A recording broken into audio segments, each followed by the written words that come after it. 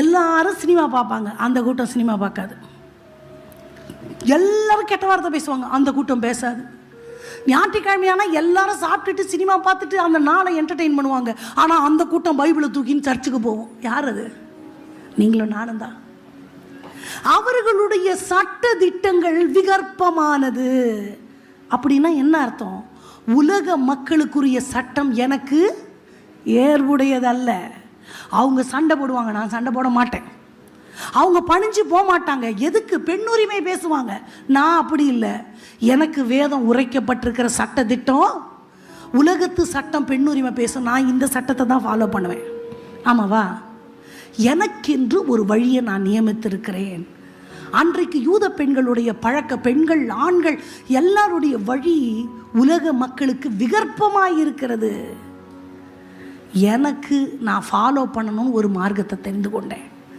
அந்த மார்க்கத்தை உலகத்தோடு நான் ஒப்பிட, உலகத்தானுக்கு விபச்சாரம் பண்ணாதான் தப்பு, ஆண்டவர் பிள்ளை பார்த்தாலே தப்பு.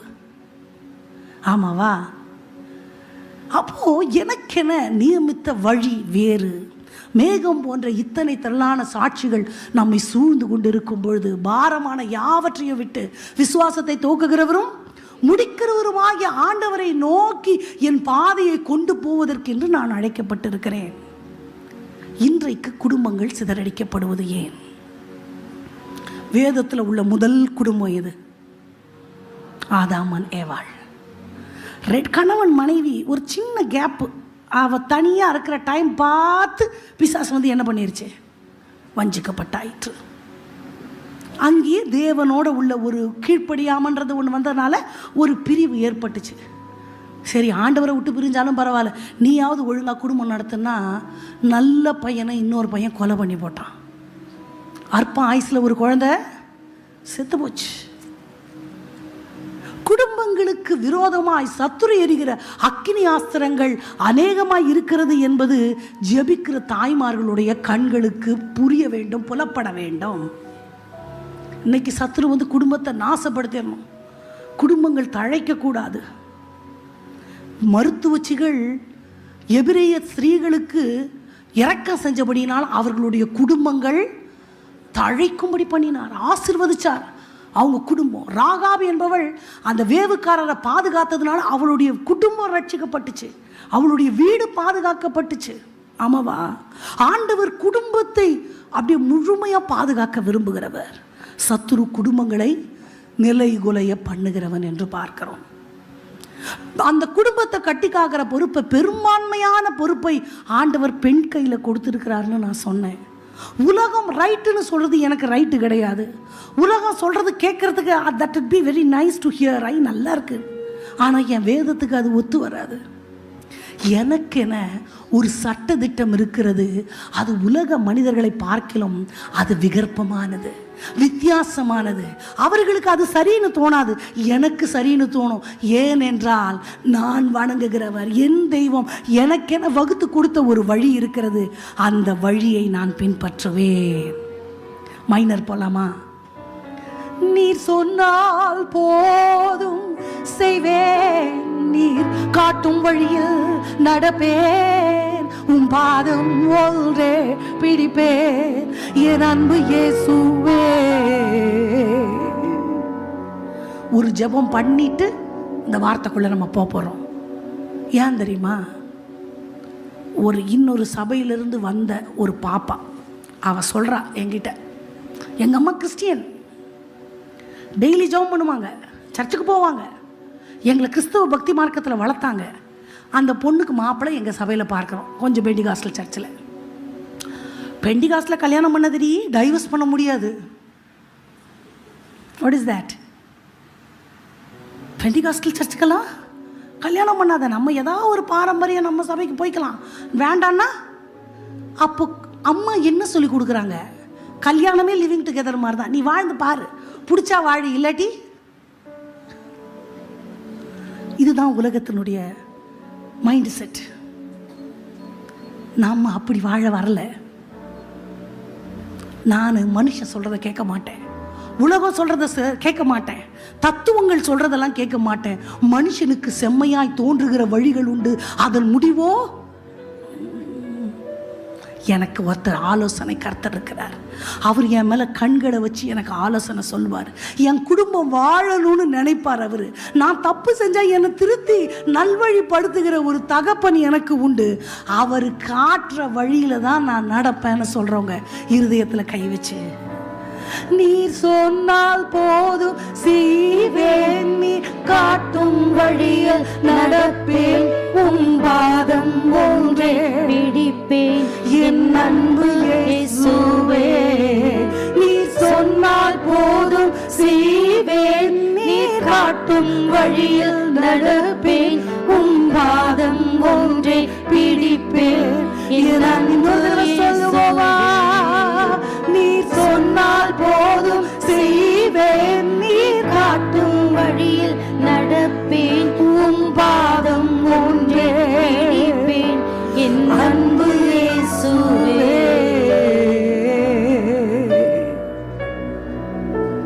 எங்க விருப்பங்கள், எங்க ஆசைகள், எங்க இருதயத்திற்கு சரின்னு தோன்ற எல்லாத்தையும் உங்க பலிபீடத்தில் வச்சிடறோம். எங்கள் கண்களை ஒத்தாசை வரும் பர்வதங்கள் ஆகிய உமக்கு நேராக ஏறெடுக்கிறோம். நீர் சொல்லுகிற வார்த்தைகள் எங்கள் இருதயங்களில் பசுமரத்தாணி போல பதியட்டும் ஐயா. உமக்கான வழியை ஆயத்தப்படுத்த எங்களை தகுதிப்படுத்துங்க இயேசுவின் நாமத்தில் பிதாவே, ஆமென். ஆராதனைக்கு வந்தால் என்ன சொல்கிறோம்? பரலோகம் மாதிரி இருந்துச்சு சொல்கிறோமா? குடும்பமும் குட்டி பரலோகமாக இருக்கணும். இருக்குதா? யான் தான் வீட்டுக்கு போகிறோன்னு இருக்குது. சில நேரம் பாடு இருக்காது, உபத்திரவம் இருக்காது, கஷ்டம் கண்ணீர் இருக்காதுன்னு நான் சொல்லலை. வேதம் எங்கேயுமே அப்படி நமக்கு ஒன்று சொல்லவே இல்லை. உலகத்தில் உங்களுக்கு உபத்திரவம் ஆனாலும்னா என்ன அர்த்தம்? In the midst of all the trials, temptations, pains, agony, என்ன வார்த்தை வேணால் வச்சுக்கலாம், எல்லா கஷ்டங்களும் இருக்கும். ஆனால் இந்த உலகம் கொடுக்கவும் எடுக்கவும் கூடாத ஒரு சமாதானமும் சந்தோஷமும் இந்த இருதயத்தை அப்படியே நிறைச்சி இருக்கும். அதுதான் கிறிஸ்தவ வாழ்க்கை. ஆனால் என் இருதயம் அப்படி நிரப்பப்பட்டிருக்கா? ஆண்டவர் உங்களுக்கு ஆறுதல் தருவார், உங்கள் கண்ணீரை துடைப்பான்னு 2 வார்த்தை சொல்கிறதுக்குள்ளே கண்ணில் தண்ணி வந்துடும். ஏன்? மனசுக்குள்ள அவ்வளோ பாரம், மனசுக்குள்ள அவ்வளோ வேதனை, பிரிவினைகள், மார்க்க வேதங்கள், ஏகபோகமான மிஸ் அண்டர்ஸ்டாண்டிங்ஸ். ஏன் தெரியுமா? புரிதல் அங்கே வேணும்.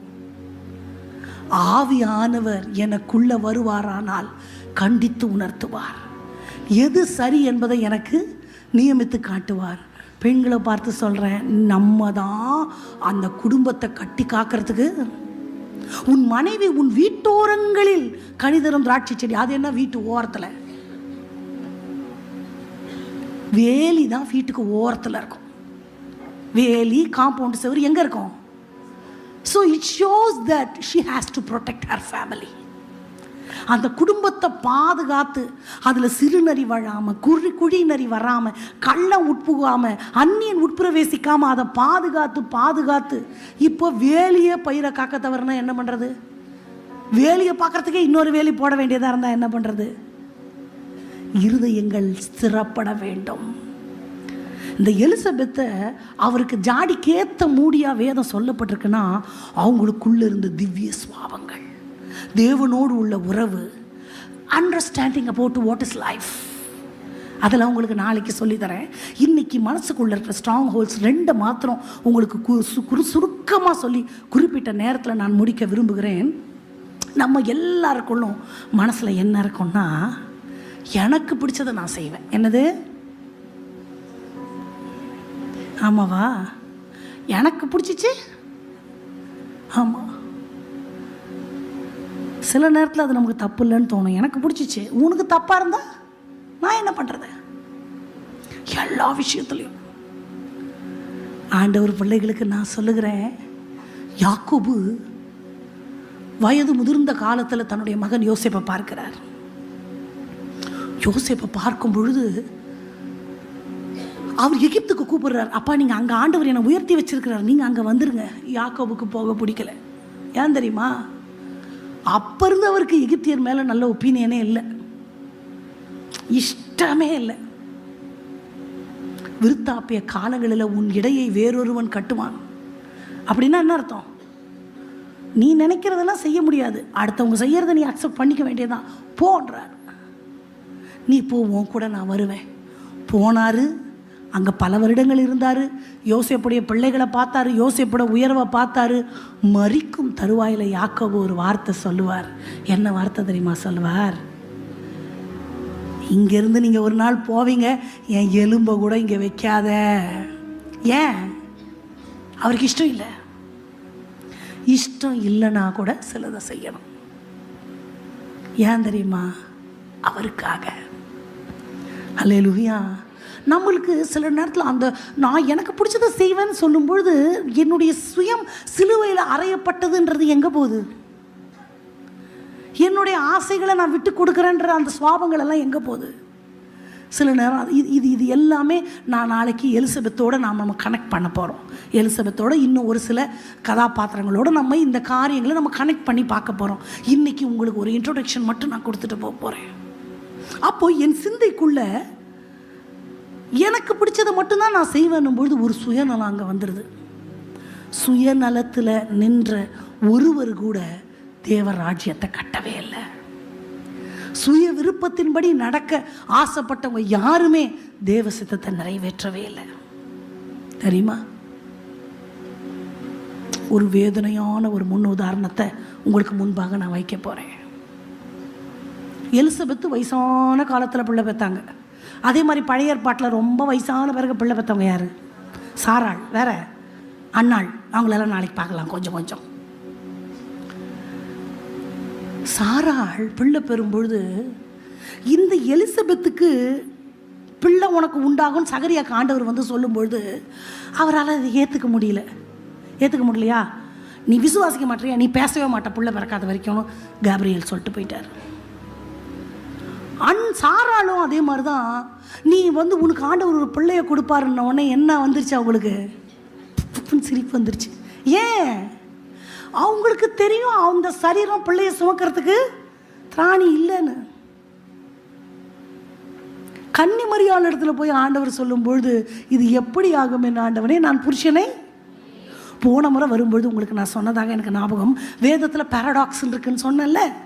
ஆமாம், அதில் லாஜிக்கே இருக்காது, நம்புறதுக்கு எதுவுமே இருக்காது, நடக்கும்னு தோணவே தோணாது, ஆனால் நடக்கும். இந்த மாதிரி வேதத்தில் ஏகபோகமான பேரடாக்ஸ் இருக்கு. அந்த மாதிரி அவர்கள் சந்தேகப்பட்டதில் தவறே இல்லை, சாராள் நகைத்ததில் தவறே இல்லை. ஆபிரகாம் ஒரு வார்த்தை சொல்வார், இஸ்மவேல் உமக்கு முன்பாக பிழைப்பானாக. ஏன்? இனி எங்க நான் புள்ள பெற்று என்ன பண்ண போகிறேன்? ஏதோ ஆகாருக்கு ஒன்று கொடுத்தீங்க, அந்த இஸ்மவேல் பொழைச்சிட்டு போட்டுமே. அதே அன்னாள் அழுது கொண்டு இருக்கும் பொழுது எல்கானா வந்து சொல்வார், 10 குமாரரை பார்க்கல நான் உனக்கு. அப்படின்னா என்ன அர்த்தம்? அதான் 10 இருக்குதேம்மா, இனி பெக்கத்தா என்ன பெக்காட்டி என்ன, நான் இருக்கிறேன்னு இல்லை. So every one came to a conclusion that அவங்களுக்கு இனிமேல் பிள்ளை பிறக்காது, இனி எங்கே நடக்க போகுது அப்படிங்கிற ஒரு முடிவுக்கு நாமளேவும் வந்திருக்கலாம், நம்ம சுற்றி இருக்கிறவங்களும் வந்திருக்கலாம். ஆனால் நிறைவான ஆசீர்வாதத்தை பெற்ற எலிசபெத்தை போல இங்கே இருக்கிற அத்தனை எலிசபெத்துகளுக்கும் ஆண்டவர் பல நாள் எதிர்பார்க்கிற ஒரு நிறைவை தர வல்லவராக இருக்கிறார். நம்புகிறவர்கள் கரங்களை தட்டலாமா?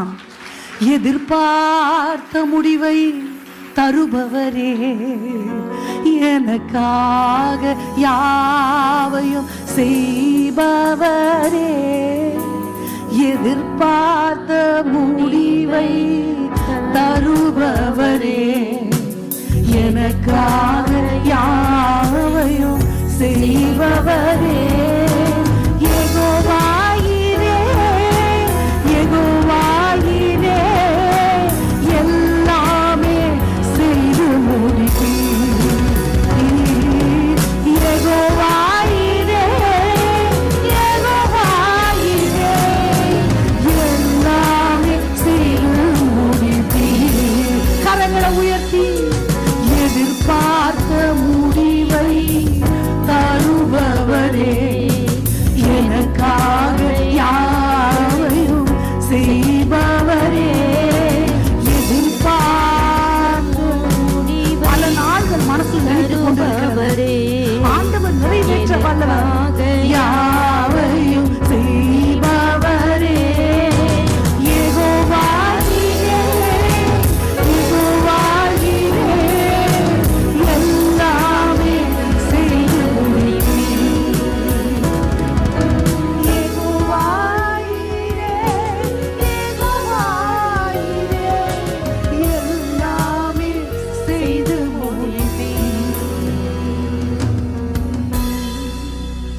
என்னை குறித்து அவர் நினைத்திருக்கிற நினைவுகள் தீமைக்கல்ல. எப்படிப்பட்டவைகள்?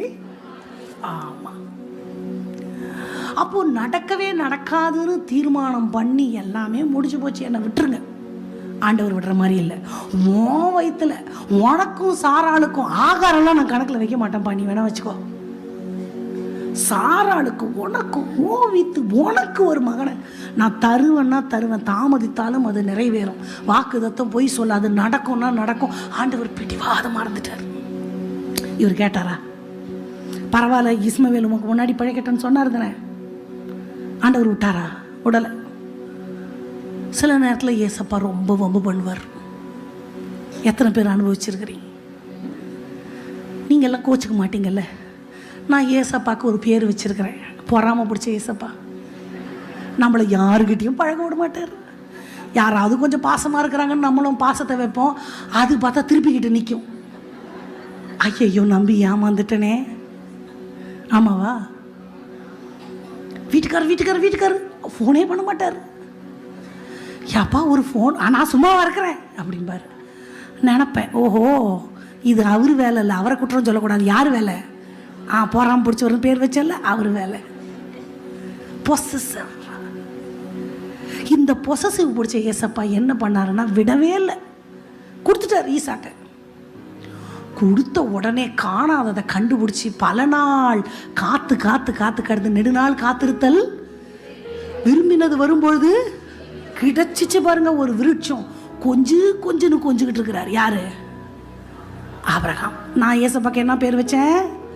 அவர் என்ன பண்ணாரு? பார்த்தாரு, சரிபட்டு வராதே, என் கூட தானே முகமுகமாக பேசுவேன், பையன்கிட்டயே உட்காந்துருக்க, சம்திங் ராங். உன் புத்திரனும் உன் ஏகசுதனும் உன் நேசகுமாரனும் ஆகிய, இதெல்லாம் கேட்டாங்களா? அவருக்கு தெரியும். ஈசாக்க என்ன அப்பாடா வச்சாரு பாரு. என்ன வல்ல ஒரு எங்கே வந்து செக்கு வைக்கணுமோ அங்கே செக்கு வச்சார். இப்போ ஆபிரகாமனுடைய மனநிலைக்கு நம்மெல்லாம் வந்துடணும். காலம் போன கடைசியில் ஒரு குழந்தை பிறந்திருக்கு, அம்மாங்களுக்கெல்லாம் வச்சுக்கோ.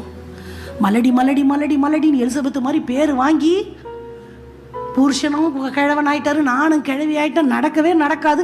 அதிசயமாக கொடுத்தாரு. கண்களுக்கு முன்பாக அது ஆச்சரியமாக இருக்கிறது. ஆண்டவர் எனக்கு செய்தார்னு எலிசபெத்து மாதிரி நம்மளும் பாட்டெல்லாம் பாடி முடிச்சிட்டோம். வாக்குதத்தத்தின் மகன் என்ன பண்ணிட்டான்? கைக்கு வந்துட்டான். இப்போ ஆண்டவர் சொல்கிறாரு ஈசாக்க பலியிடுன்னு. நம்ம என்ன சொல்லியிருப்போம்? இது மெய்யாக தெய்வத்தினுடைய சத்தமே அல்ல, சைத்தான் தான் பேசுது. சொல்லியிருப்போமா இல்லையா? கட்டாயமாக சொல்லியிருப்போம். ஆண்டவர் எப்படி இது இது இது எப்படி ஆகும்? என் ஆண்டவனே 95 வயசுக்கு எத்தனை வருஷம் கழிச்சு புள்ள கொடுத்துட்டு வெட்டி போட சொல்வீரா? இது உம்முடைய சத்தமே அல்ல, அப்பல போய் சாத்தானேன்னு சொல்லிட்டு விட்டுருப்போம். சரி, ஆபிரகாமை விட்டுறலாம்.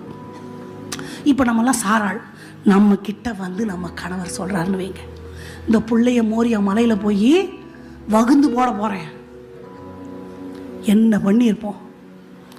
சட்டையை பிடிச்சிட்டு உங்களுக்கு என்ன ஆச்சு? கிறுக்கு ஏதாவது பிடிச்சிருச்சா? நானும் தான் பைபிள் படிக்கிறேன். நானும் ஜீவன் உண்டாயிருக்கவும் அந்த ஜீவன் பரிபூர்ணப்படவும் வந்தேன்னு என் ஆண்டவர் சொல்லியிருக்கிறாரு. உங்களுக்கு என்னமோ பேய் இறங்கிருச்சு, நீ போப்பா முதல்ல வெளியே, டைவர்ஸ் பண்ணிட்டு வந்திருப்போம்.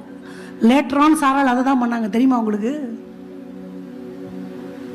ஆண்டவர் சித்தத்தை நிறைவேற்றுவது அவ்வளவு லகுவல்ல. கிறிஸ்துவை கர்ப்பத்தில் சுமக்கிறது அவ்வளவு எளிதல்ல. கிறிஸ்துவின் முன்னடையாளமான யோவான் ஸ்நானகனாய் இருக்கட்டும், சாமுவேலாய் இருக்கட்டும், அப்படிப்பட்டவர்களை சுமக்கிறவர்கள் அடைந்த வேதனைகள் நம்ம பார்க்க வேண்டாமா? நம்ம பட்ட கஷ்டம் தானே பெருசுன்னு நினைக்கிறோம். எவ்வளோ கான்ட்ரடிக்ஷன் இவருக்கு தெரியும். சாரால் கிட்ட போய் சொன்னோம்னா வட்டியை முதலமா வாங்கிட்டு வெளியே வருவோம். சாரால் கொஞ்சம் ஸ்ட்ரிக்டானவங்க தான். ஆகாரம் அவங்கள கடினப்படம் நடத்தும் அவங்கள இல்ட்ரீட் பண்ணும்போது அவங்கள கடினமாக நடத்தினாங்கல்ல, அப்போ கொஞ்சம் ஸ்ட்ரிக்ட் விமன் தான்.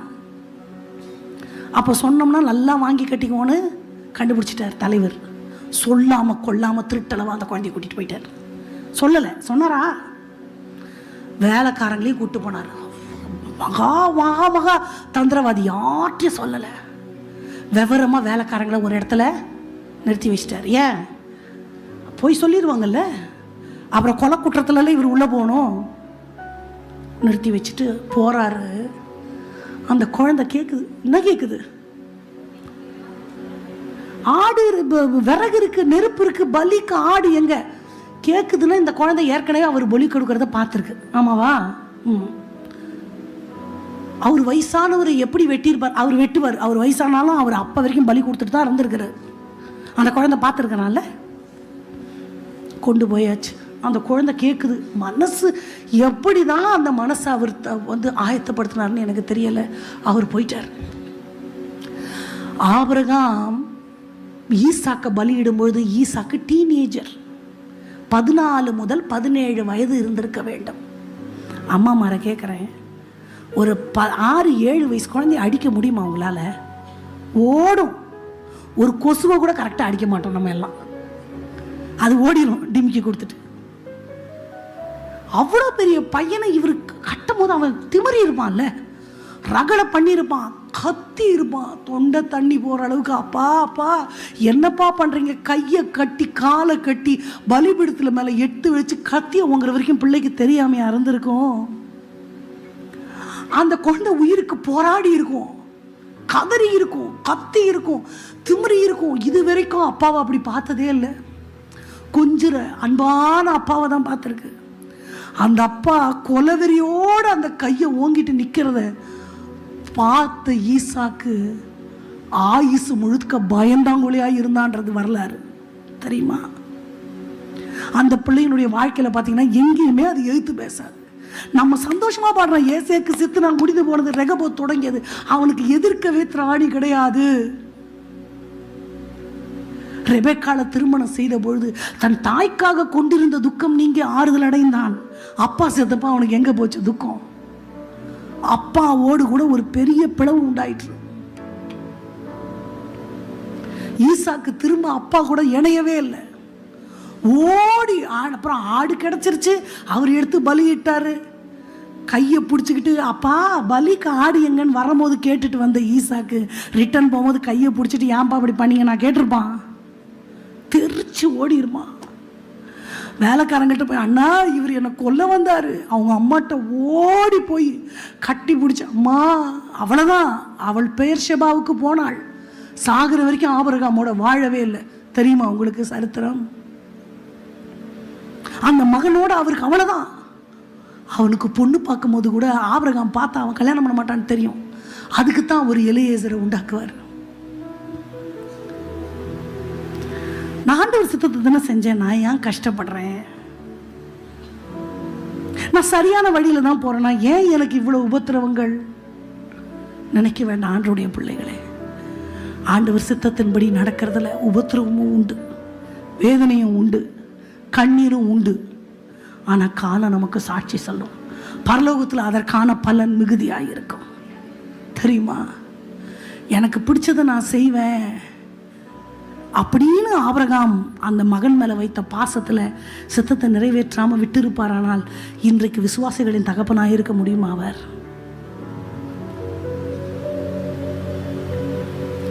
நடக்காத ஒன்று. இன்னும் 2 காரியங்களை சொல்ல வேண்டியிருக்கிறது. நாளைக்கு நான் அதையும் சேர்த்து உங்களுக்கு சொல்லுகிறேன். ஆண்டவருடைய பிள்ளைகள் இருக்கிற இடங்களில் எழுந்து நிற்கலாம்.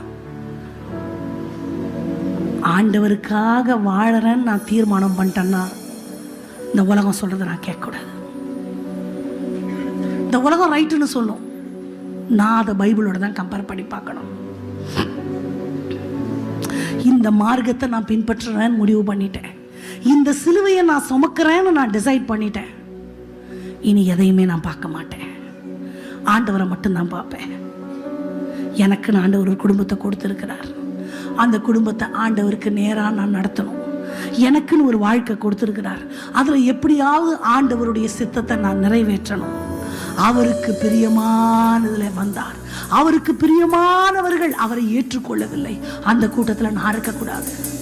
உணர்வுள்ளவன் உண்டோ என்று பார்க்க பரலோகத்திலிருந்து தேவன் மனுபுத்திரரை கண்ணோக்கினார். எல்லாரும் வழி விலகி ஏகமாய் கெட்டு போனார்கள். அந்த கூட்டத்தில் நீங்களும் நானும் இருக்கக்கூடாது.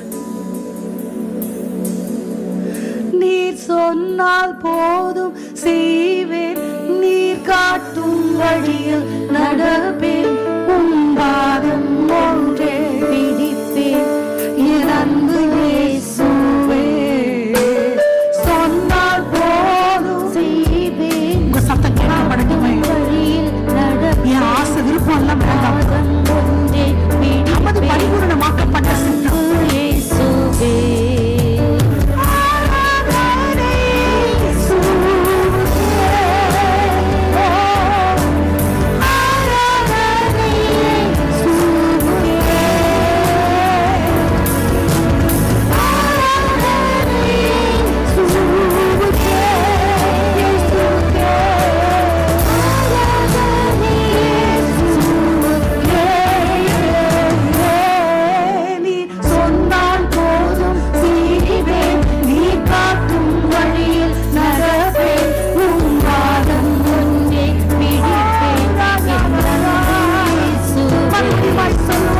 சொன்னால் போதும் செய்வேன், நீ காட்டும் வழியில் நடப்பேன், உன் பாதம் ஒன்றே பிடிப்பேன், என் அன்பு இயேசுவே.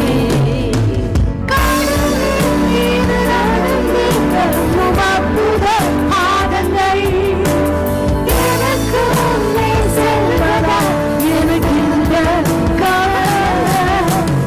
ஆற்றின் கடலை மகத்திய உங்கள் அற்புத பாதைகள் எனக்கு முன்னே செல்வதால் எனக்கு இந்த கவலை.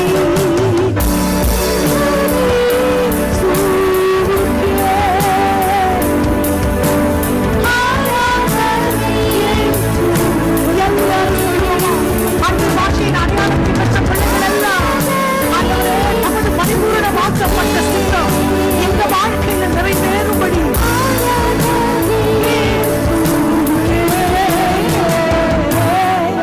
நீ சொன்னால் போதும் செய்வேன், நீ காட்டும் வழி நடப்பேன், உன் பாதம் ஒன்றே பிடிப்பேன், நீ சொன்னால் போதும் செய்வேன், நீ காட்டும் வழியில் நடப்பேன், உன் பாதம் ஒன்றே பிடிப்பேன், என் அன்பு இயேசுவே. ஒரு நிமிடம் கண்களை திறந்து ஆண்டவர் பிள்ளைங்க என்ன பாருங்க. Now you know the risk, high risk of doing the will of God. ஆண்டவர் சித்தத்தை செய்யறதுல என்னெல்லாம் எவ்வளவு ஹை ரிஸ்க் இருக்குன்னு உங்களுக்கு தெரியும். இந்த குடும்பம், இந்த உலக வாழ்க்கைய ஆண்டவருக்கு நேராக்குவது உங்களுடைய பொறுப்பு. என்ன ரிஸ்க் நீங்க எடுக்க போறீங்க? சுயம் சிலுவையில் அறையப்படுமா? நான்ன்றதெல்லாம் சிலுவையில் அரைஞ்சிருமா? சிலுவைன்றது என்ன தெரியுமா? வெர்டிக்கலாக அப்படி ஒரு ஸ்டெம் இருக்கும், ஹாரிசான்டலாக ஒன்று இருக்கும். வெர்டிக்கல் ஆல்வேஸ் ரெஃபர்ஸ் ஐ, நான்ன்றதை காட்டுறது தான் அந்த வெர்டிக்கல் லாக். அந்த நான் அப்படின்றது முழுசா அழிஞ்சிருச்சுன்னா எப்படி தெரியுமா? கோவமே வராது. எனக்கு ஒரு அங்கிள் தெரியும். நாங்கள் எங்கள் அப்பா ஊழியம் செய்யும் பொழுது ரொம்ப ஊழியத்தில் வாஞ்சியுள்ள ஒரு அங்கிள். அவர் பேரை கூட சொல்கிறது தப்பில்லை. அவர் பேர் ராஜ்பால். ஷார்ட்டாக குண்டாக கருப்பாக இருப்பார். நாங்கள்லாம் கரடி குட்டின்லாம் கிண்டல் பண்ணுவோம் வேணும்னு. அந்த அங்கிள் பெரிய அதிகாரி இன்கம் டேக்ஸில். அவர் வீட்டில் இருக்கும்பொழுது ஒரு கால் வந்துச்சு. அவருடைய பியோன் கால் பண்ணி, நம்ம ஆஃபீஸில் உள்ள ஒரு கீழ்மட்ட வேலையில் இருக்கிற ஒரு மனுஷன் வந்து இந்த பிரான்ச்சுக்கு யார் ஹெட்டுன்னு கேட்டான். உங்கள் பேரை சொன்னேன் sir. That black short fellow அப்படின்னு சொன்னான் அப்படின்னாரு. அப்படின்னானா இதை கேட்டவனே இவருக்கு சரியான கோபம் வந்துச்சு. அவ்வளோ பெரிய படிப்பாளி, அவ்வளோ சம்பளம் வாங்குகிறார். கீழ்மட்டத்தில் உள்ள ஒரு மனுஷன் வந்து என்னை வந்து பிளாக் ஷார்ட் ஃபெலோன்னு எப்படி சொல்லலாம்? அவனை போய் முதல்ல வேலையிலேருந்து வெளியே தள்ளணும், 4 வார்த்தை கேட்கணும்னு சொல்லிட்டு கோபத்தோட ஆஃபீஸை விட்டு கிளம்புனார். வீட்டை விட்டு கிளம்புனார் ஆஃபீஸ்க்கு. ஆஃபீஸ் போகிறதுக்கு முன்னாடி ஜெபிக்கிறது வழக்கம். கண்ணை மூடி ஜெபிக்கும் போது ஆண்டவர் கேட்டாராம், சண்டை போட போகிறதுக்கு எதுக்கு என்கிட்ட நீ பேசுகிற? ஓ ஆண்டவரே, how can he say that I am a black short fellow? என் படிப்புக்கு மரியாதை இல்லையா? என் ஸ்தானத்துக்கு மரியாதை இல்லையா? என்னை எப்படி பாடி ஷேம் பண்ணலாம் அவங்க? ஏசப்பா சொன்னாரா, நீ கருப்பாக தானே இருக்க? ஆமாம். நீ குட்டையாக தானே இருக்க? ஆமாம். சொன்னதில் என்ன தப்பு இருக்குது? சரி ஏசப்பா, ஒரு வார்த்தை கூட கேட்க மாட்டேன் அப்படின்னு போய் அந்த பையன்கிட்ட ஒரு கசப்பை கூட காட்டாமல் கடைசி வரைக்கும் அவன் இவருடைய டியூட்டி முடிகிற வரைக்கும் அவன்கிட்ட ஒரு கசப்பை ஒரு நாள் கூட காட்டலையாம். நம்மளால முடியுமா? என் மூஞ்சில் துப்புனா கூட அவங்கள கட்டி பிடிச்சி நான் பேசுவேன்னு சொல்ல முடியுமா? சொல்ல முடியலன்னா நான் கிறிஸ்தவனே இல்லை.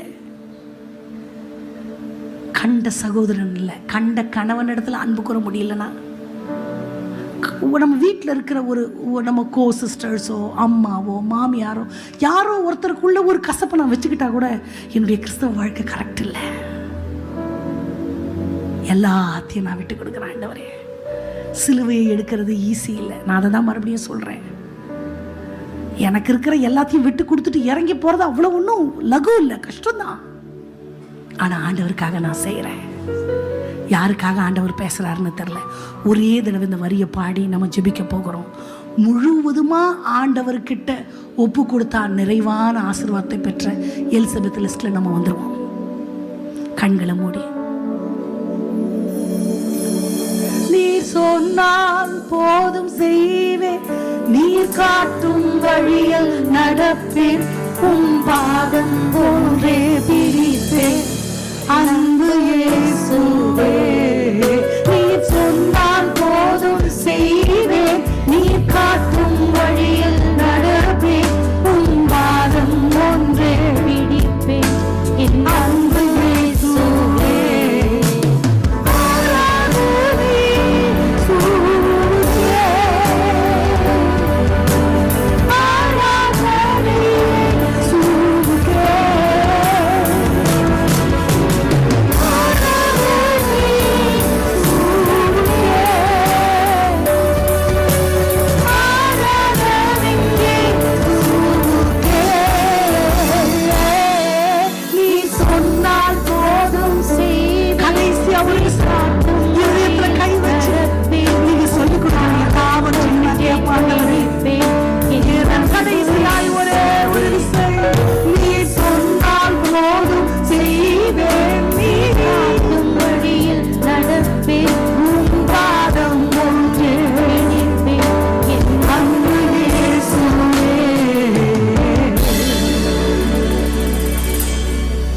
ஆயிரம் தலைமுறைகளுக்கு இரக்கங்களை காக்கிற எங்கள் மகாதேவனே, உம்மை தெய்வமாய் கொண்ட பாக்கியமுள்ள சந்ததியில நீர் எங்களை சேர்த்தபடினால நன்றி ராஜா.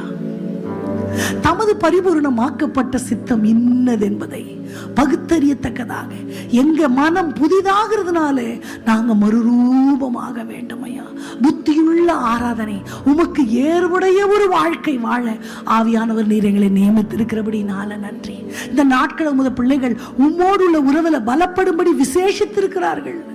இதற்கு அப்பா ஆதரவாய் இருந்த பிள்ளைகள், கரம் கொடுத்த பிள்ளைகள், ஊழியக்காரனுடைய கரங்களை தாங்கி பிடித்த ஊரும் ஆரணமாய் இருந்த எல்லார் மேலும் இந்த ஆசீர்வாதம் வந்து அமரட்டும் ஐயா. உமது வருகை தாமதிக்குமானால் உமது ராஜ்யத்துல நாங்களும் பங்கு பெற, எங்க குடும்பங்கள் உமக்கு நேராய் அப்பா பரிசுத்தமாக்கப்பட, உமது சித்தத்தை நிறைவேற்ற ஆவியானவர் நீர் எங்களுக்கு கிருபை செய்ய விடுமாய் ஜெபிக்கிறோம்பா. எலிசபெத்தை போல அநேக நாட்கள் எந்தெந்த ஆசீர்வாதங்களுக்காக உமது பிள்ளைகள் காத்திருக்கிறார்களோ அந்த நிறைவான பலன் வாரத்தின் அப்பா பலகணிகளை திறந்து இடம் கொள்ளாமல் போக மட்டும் பிள்ளைகள் மேல, பிள்ளைகளின் மேல அளவில்லாமல் வந்து இறங்குவதாக. செட்டைகளின் நிழல் உமது பிள்ளைகளை மறைப்பதாக, நுகங்கள் முறிக்கப்படுவதாக, கட்டுகள் அறுக்கப்படுவதாக, பிணையல்கள் நெகிழ்க்கப்படுவதாக, சத்துரு உட்புகுதலும் குடியோடி போகுதலும் இல்லாதபடிக்கு தேவனுடைய ராஜ்யம் என்றென்றைக்கும் இன்றும் உள்ள சதா காலங்களிலும் உமது பிள்ளைகளுடைய வாழ்க்கையில ஆம் என்றும் ஆமேன் என்றும் நியமிக்கப்படுவதாக தெய்வத்தினுடைய திருக்கரங்களில் ஒப்புக் கொடுக்கிறோம். இயேசுவின் நாமத்தில் ஜெபத்தை ஏறெடுக்கிறோம் எங்கள் நல்ல பிதாவே. ஆமென், ஆமென், ஆமென். கர்த்தர் உங்களை ஆசீர்வதிப்பார், உங்களை மேன்மேலும் பலப்படுத்துவார். இப்பொழுது இருக்கிறதை பார்க்கிலும் 1000 மடங்கு உங்களை மேன்மடைய செய்வார். ஆமென்.